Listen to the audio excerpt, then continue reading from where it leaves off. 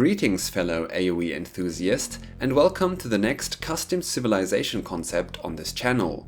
This time we will look at the Georgians, and since a lot of people are demanding this civilization to be an Age of Empires, I wanted to design them myself to offer a cool and unique playstyle for the game.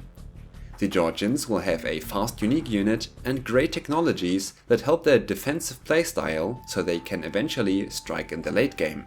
Medieval Georgia, as a centralized power in the Caucasus, saw many invasions as it was surrounded by many superpowers.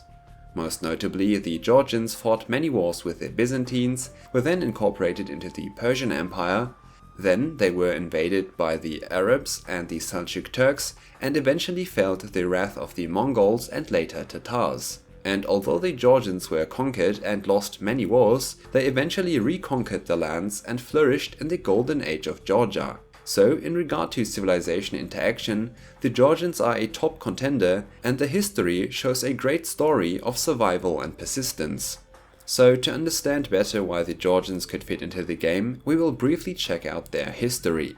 In the classical era, Georgia in the Caucasus was the crossroads between the Roman Empire to the west and the Persian Empire to the east. This resulted in Georgia oftentimes being a battleground between those superpowers, and it was also incorporated into both empires in a tug-of-war style. During those conflicts, Christianity arose, and Georgia was one of the earliest adopters of this religion. When the Arab invasions from the south led to the retreat of the Persians, parts of the Georgian territories could recover from the years of war, and many mountain fortresses were constructed, so the Islamic forces couldn't advance any further. In general, the Georgians built many fortifications to secure their territories, and even built the so-called Swan Towers that served as defensive housing. When the invading Arabs split into multiple smaller factions and retreated from the Georgian lands, the Kingdom of Georgia was finally founded in 1008 by King Bagrat III. His aspirations to conquer more land led to yet again another war with the Byzantine Empire. However, this was interrupted by the Seljuk Turks joining the picture, who then defeated both the Byzantines and the Georgians. Georgia was forced to pay tribute to the Turks up until King David IV, also known as David the Builder, stopped paying tribute in 1099. This of course was an upset, and David the Builder greatly reformed the Georgian military, which then led to a decisive defeat of the Seljuk Turks. He then was able to expand the territory spanning from the Black Sea all the way to the Caspian Sea. One of his reforms included a diplomatic alliance with the Cumans in the north, where he offered land to settle in exchange for a fully armed soldier per family, which granted him about 15,000 soldiers to incorporate in his army. Those soldiers would of course include fierce cavalry archers as well as light and heavily armored riders. All of this was the introduction of the Georgian Golden Age, which of course started with David the Builder and came to its height under his granddaughter Queen Tamar. Queen Tamar became the ruler of Georgia at the age of 24. This, by the way, could be very well the plot for a Georgian campaign, where you would lead the shattered territories to the Golden Age of Georgia. Interestingly, Queen Tamar would banish and execute her opposition, and she would also divorce and banish her first husband, who she didn't see as a good ruler of Georgia. Then she took a second husband who would expand the Georgian territory as an extremely good military leader and turn the Kingdom of Georgia into an actual empire. After Queen Tamar's death, the Golden Age crumbled under the invasions of the Mongols and later the Tatars under Tamerlane. And last but not least, we should also take into consideration that the Georgian geography heavily favors agriculture, with the river areas being one of the oldest wine-growing regions in the world. Now, with the history done, we need to understand how to design a civilization in Age of Empires 2, and there are two different approaches. The first one is something the game might be missing, such as a bonus, tech or a unit design that you can center the civilization concept around. With this approach, the civilization name is not as relevant as the bonuses. The second approach is needed if we have a specific civilization name in mind, and the bonuses are not as important as the civilization itself. The bonuses are added after you have decided what fits the general theme of your specific civilization. Most importantly, however, a civ design should always aim at a fun way to play the game, providing balanced options for both the player and the opponent. For this video, I used the second approach of a specific civilization name, since I really wanted to make a concept for the Georgians. Having decided on the civilization itself, I quickly worked out the general theme of how this concept is supposed to be played. So we should discuss the civilization icon, the architecture style, and the wonder. And as always, if you want to skip to a specific section of the video, just use the chapters function or the timestamps in the description below. Since we are looking at the Georgian civilization, the obvious choice is an emblem that contains the flag of the Kingdom of Georgia that depicts the Cross of Jerusalem in red color. I decided for a round shield with the typical metal reinforcements that were very common in medieval Georgia. Of course, there are other contenders for the Georgian icon, such as the unicorn flag of David IV or the red and black checkers of Queen Tamar. I decided for the red crosses though, because they are very easy to recognize. Now looking at the architecture, we have a weird one with the medieval Kingdom of Georgia. In the Tamerlane campaign, for example, the Georgians have a very brief appearance in which they are represented by the Persians and as such have the Middle Eastern architecture. This of course is an alright choice, and in the gameplay you see in the background I'm also using this architecture, but we have to look at a more fitting representation than that. For example, if we look at the Georgian churches, they look a lot more similar to the Central European churches of the Teutons, for example. In fact, they seem to be the Central European church. Right now with the Middle Eastern set, they would have a mosque, which isn't too fitting for a very orthodox Christian civilization, but keep in mind the Byzantines also had this architecture set for over 20 years.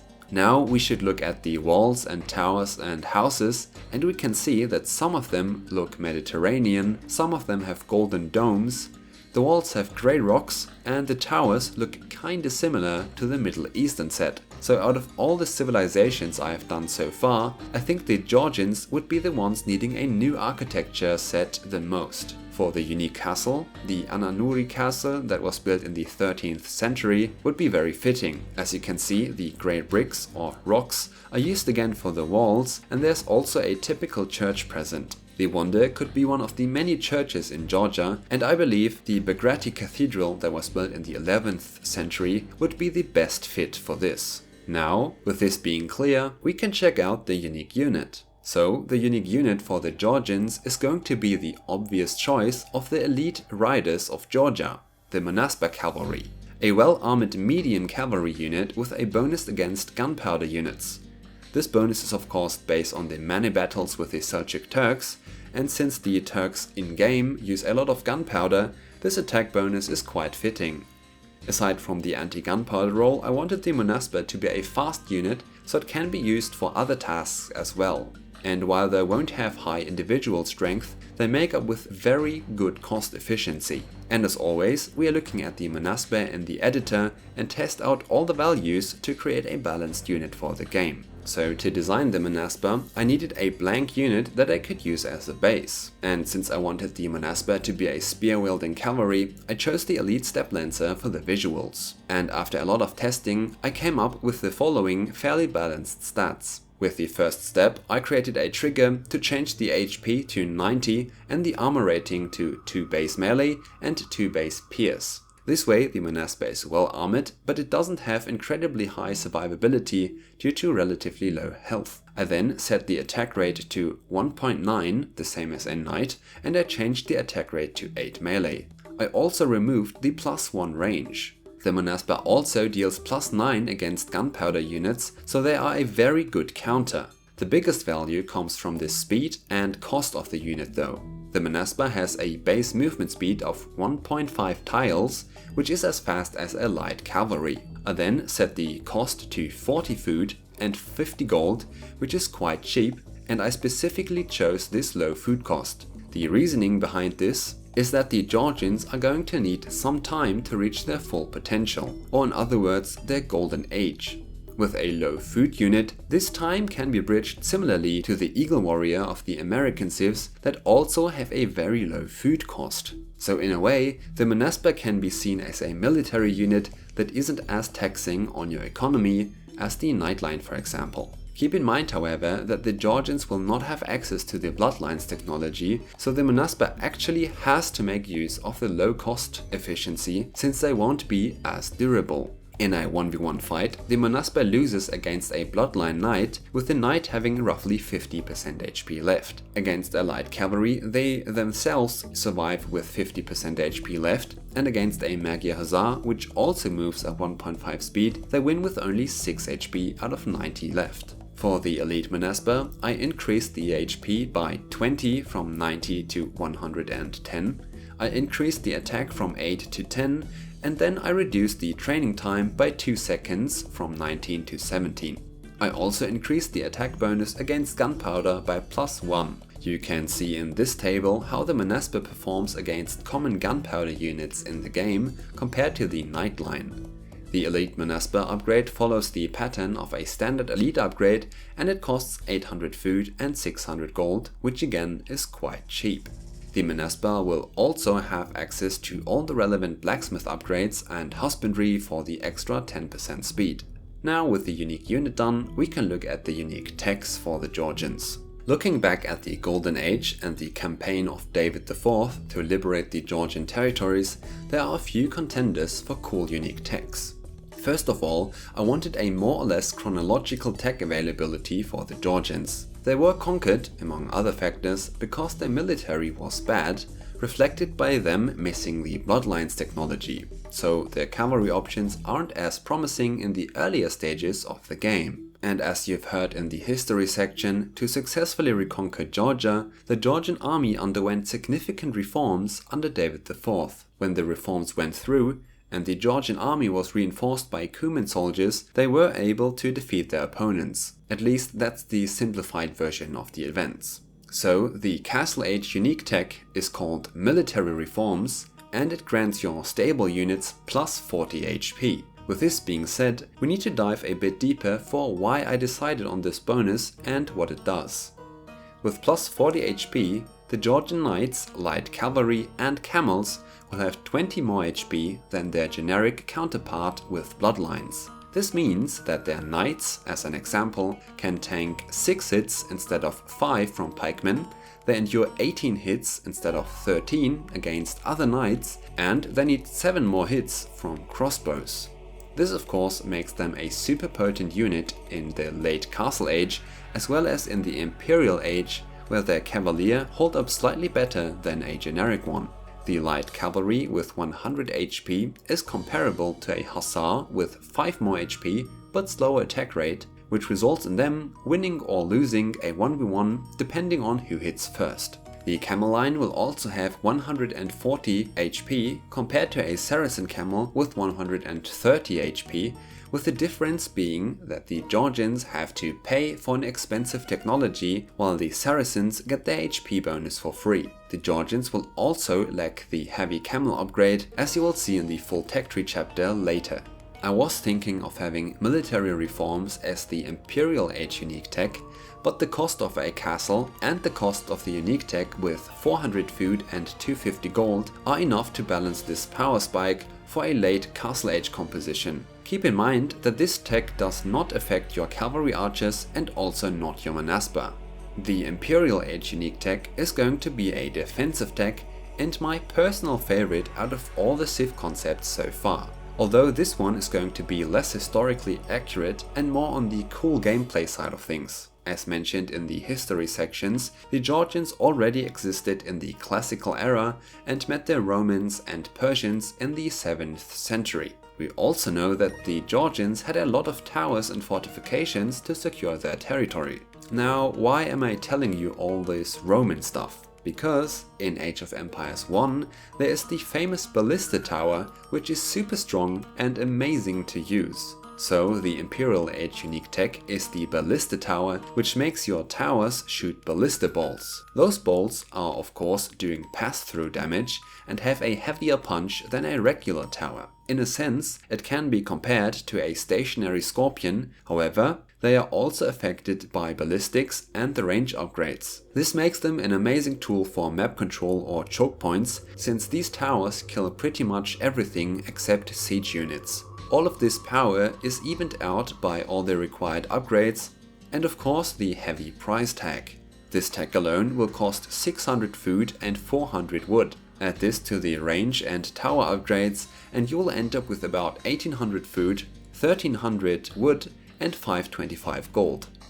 What you are getting though is incredibly good to secure areas on the map, and you can even go for a tower creep that is stronger than bomber towers, and extra points for the coolness factor. And again, I was thinking of having this tech as the Castle Age unique tech, since that would be more in line with all the other tower related unique techs such as the Korean range or the Japanese multiple arrows, but I thought the HP bonus for the stable units should be available earlier for the Georgians. But since all of this would need further balancing, I could see those two technologies switching. Those were the unique techs, and now we can check out the civilization bonuses. The Georgians are, as you have already heard, a defensive civilization. For the first bonus, I wanted a small economy bonus that helps a little bit in the early game and reflects the fact of Georgian vineyards counting as one of the oldest on the planet. Keeping this in mind, the Georgians will start with an additional berry bush in front of their town center. This helps them bridging awkward ball use and idle time under the TC,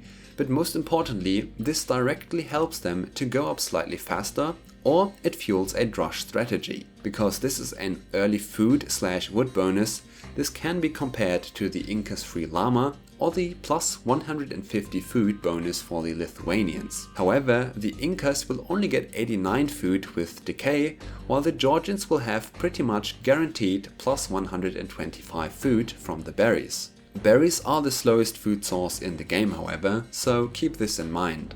The second bonus for the Georgians will be a defensive bonus that discounts their stone walls by 60%. So, their stone walls will only cost 2 stone instead of 5, and this way the Georgians will be able to construct 100 wall tiles with a starting stone instead of the standard 40 wall tiles. This bonus is of course inspired by the many fortifications with stone walls to secure their borders and important areas. The special thing about this bonus are two things.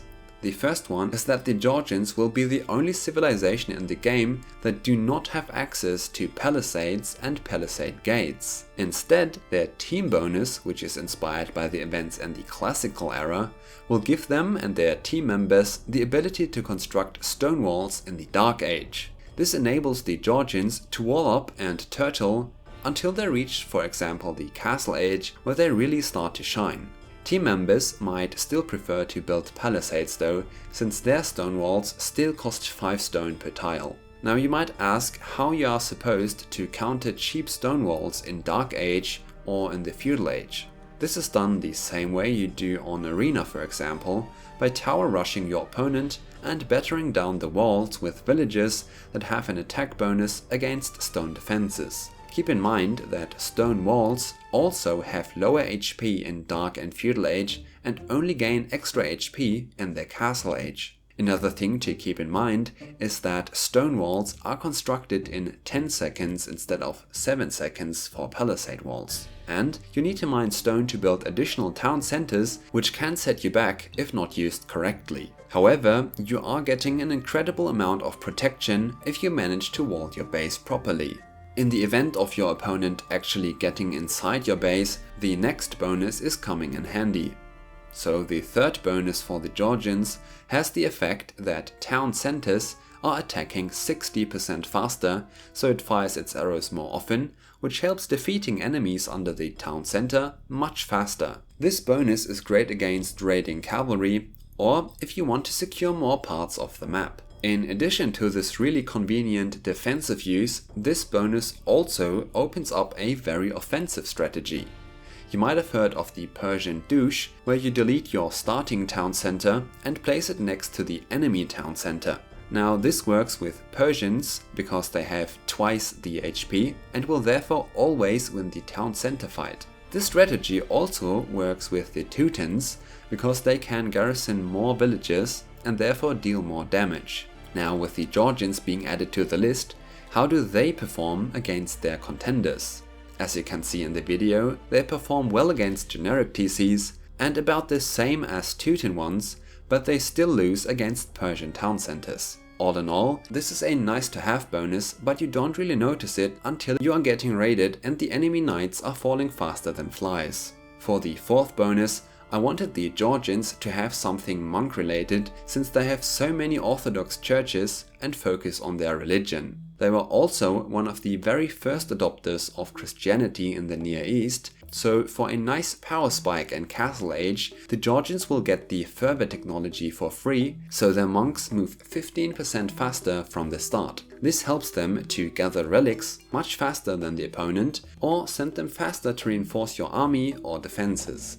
These are all the bonuses, and you have already seen the unique unit and technologies, as well as the team bonus. Now, when looking at the civilization bonuses of the Georgians, you can see that their entire playstyle is focusing on holding until you reach your power potential in the later stages of the game. Because they are not entirely centered around their civilization bonuses, like for example the Goths, they can have a very broad technology tree. Like all of the other defensive civilizations in the game, the Georgians will have a lot of options and will get stronger and stronger the longer the game goes. With that being said, we can look at their tech tree. As we can see, the Georgian archery range isn't too bad. They are lacking the Arbalester upgrade and they don't have access to hand cannoneers, but they do have all upgrades for cavalry archers, including thumb ring. This is of course due to the Georgians having a lot of Cuman Kipchak settlers that would have an influence on the military by providing one soldier per family. This means that their cavalry archer play is very much viable, even though they are missing upgrades for more survivability. The Georgians are lacking bloodlines and the last archer armor upgrade. This is of course aimed at late game balance, where the Georgian skirmisher is supplemented with excellent light cavalry and fully upgraded halberdiers. In fact, looking at the barracks, the Georgians have access to all the upgrades, making them great against enemy cavalry or eagle warriors. As we have already seen, the stable is a special one since the Georgians won't have access to the bloodline technology, making their early cavalry play slightly worse. But the unique tech Military Reforms fixes this by adding plus 40 HP. This not only makes their knights super good, as you have seen in the unique tech explanation section, it also gives them light cavalry in the castle age that is equal to hussars. They also have access to camels because they are common in these geographical areas, shown by the surrounding civilizations all having access to them. They are lacking the heavy camel upgrade however, so they don't compete with the amazing Saracen camels. This being said, the Georgian stable is probably going to be your go-to military building once you have researched the unique tech. You can also go for the light cavalry plus cavalry archer combination, which is really good in castle age and only falls off due to the not too important HP and armor upgrades for the cavalry archers. Moving on to the siege workshop, the Georgians have access to all the basics with nothing fancy, but they do have access to bombard cannon, a unit absolutely necessary for a defensive civilization. They are also getting siege engineers, which makes their siege options quite viable. Looking at the blacksmith, as I said before, they have all the upgrades except the last armor upgrade for archer units. This makes their late game options really powerful, only making their archers slightly less tanky. If we look at the dock, the Georgians don't have to shy away from water, only lacking shipwright. Their dock options are of course justified with them having access to the Black and the Caspian Sea during their golden age, but they don't have any fancy bonuses since they weren't all too famous for their navy. Now with the university, they are having all the options in the castle age, but they don't have access to architecture and arrow slits, as well as bombard towers. This is of course aimed at the ballista tower unique tech that makes their keeps essentially a competitor to regular bombard towers. One thought about the university is giving them architecture as a better defensive options, but taking away heated shot since their towers will be able to deal with ships quite effectively once they have researched ballista tower. Not having the HP and armor though makes a counterplay to these ballista towers a bit easier though. Before we move on to the castle, you can see that the Georgians have access to stone walls and gates in the Dark Age, but are missing both palisade walls and palisade gates. In the castle, the Georgians have access to every technology except sappers, and you can also see the details of the unique options. Moving on to the monastery, the Georgians, as a very orthodox Christian civilization, have access to all the options, including the free fervor technology. taking away heresy is done because of the really good light cavalry option. This of course could be debatable though, since they weren't really converted throughout their occupation periods. Then again, medieval Georgia was also quite tolerant towards Islam, so for now I'm sticking with the light cavalry balanced reasoning. And last but not least, the Georgians have access to all the economy upgrades except crop rotation. This gives the Georgian civilization one of the broadest tech trees in the game, with almost as many technologies available as the Byzantines or the Spanish. Now this was the tech tree, and I do think they are quite well balanced with a unique set of options throughout the game. They will play out relatively straight with a clear idea of what to do, while trying to hold as long as you can until your powerful options kick in. Before that, you probably want to make use of the defensive bonuses that are helping you in achieving this task. Their Dark Age is relatively generic except for the extra 125 food, which is available with the additional berry bush. This of course helps them getting through the ages quicker or enables a drush and wall-up strategy. This bonus is really nice for a smooth early game and is probably something new players would really appreciate. On the way up to Feudal Age, you have multiple options. Assuming you are playing on Arabia, a drush fast castle or a drush with a transition into feudal play is probably the go-to strategy. Behind your early aggression, you can of course wall your base with the cheaper stone walls, since you don't have access to palisade walls. This is great to defend against feudal aggression and can be a great factor to hold on for a fast castle build. You don't have to shy away from a man-at-arms into archers build though, since the berry bush helps with the tight build order and the Georgians have pretty solid archer play in the castle age as well. The next step for the Georgians on the way up to the castle age is very likely a transition to stone if you have walled your base. This not only enables you to build town centers again, but it also is pretty useful for dropping a defensive castle. This castle then helps you creating Manaspa unique units with a nice booming friendly food cost, and it also enables the late castle to early imp transition towards your plus 40 HP knights. Alternatively, you can go for the Cuman Kipchak and Mongol-inspired composition of cavalry archers and light cavalry that are looking a bit odd on paper due to lacking upgrades, but are still quite effective. Keep in mind that the light cavalry with the military reforms unique tech are comparable to a generic hussar, and cavalry archers without bloodlines and the last armor upgrade are still great at dishing out damage from behind their meat shield. Once you arrive in the Imperial Age, you probably have decided for one of these army compositions and are trying to secure the map. This is of course done by researching the Ballista Tower unique tech and the tower upgrades, so you can spam the map with super strong and incredibly fun ballista towers. All in all, the Georgians are a great defensive civilization that can be quite scary once they reach their golden age potential in the later stages of the game. Up until then, they might be quite vulnerable to a super aggressive playstyle that doesn't allow them to wall up properly, or is punishing a greedy playstyle with a tower rush or forward siege workshop. So as you can see, the Georgians are a great civilization in 1v1s and can also be a good straightforward choice in team games, because their cavalry options will be a decent choice once you research military reforms. Judging from the bonuses, the Georgians make for a great civilization on open maps that they can turn into closed maps to get an advantage over the opponent. They don't have too many bonuses for actual closed maps though, since none of the bonuses directly help with booming. The free fervor technology however helps during relic fights on Arena for example, and they probably want to go for an offensive castle drop with cheap Manaspa as their go-to strategy. So, in conclusion, the Georgians are a straightforward but unique civilization that I would love to see in the game. But what do you think? How do you like the Georgians, and what civilization concept would you like to see next? With that being said, have a good one and keep customizing.